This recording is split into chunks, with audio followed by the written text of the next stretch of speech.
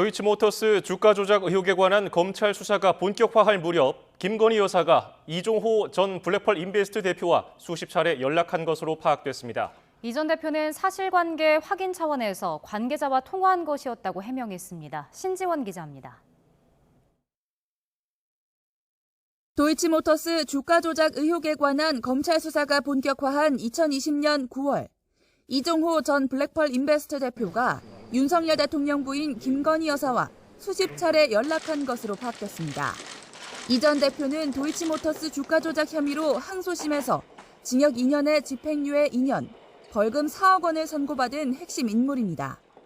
양측은 지난 2020년 9월부터 10월까지 한 달간 약 40차례에 걸쳐 연락을 주고받았는데 고발인 조사가 이뤄지기 전후 일주일 사이에만 36차례 통화와 문자가 오간 것으로 알려졌습니다.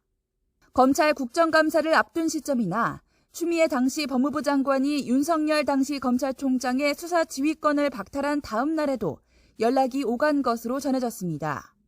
다만 범행 시기에 연락한 게 아닌 만큼 범죄 사실 증거로 보기는 어렵다는 지적도 나옵니다. 이 전 대표가 김 여사의 계좌를 관리하며 시세 조종을 벌인 건 2010년부터 12년 사이인데 연락이 이뤄진 건 한참 뒤인 2020년이라는 겁니다.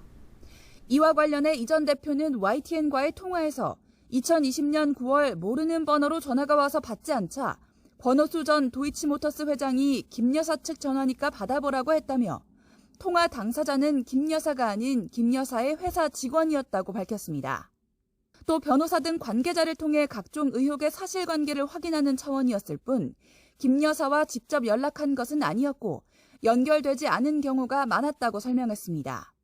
이 전 대표는 지난해 발생한 해병대 최상병 사망 사건과 관련해 VIP에게 임성근 전 해병대 1사단장의 구명 로비를 벌였다는 의혹을 받기도 했습니다.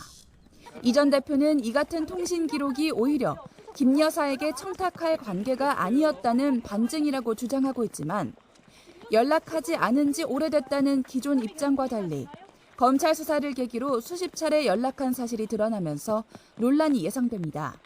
YTN 신지원입니다.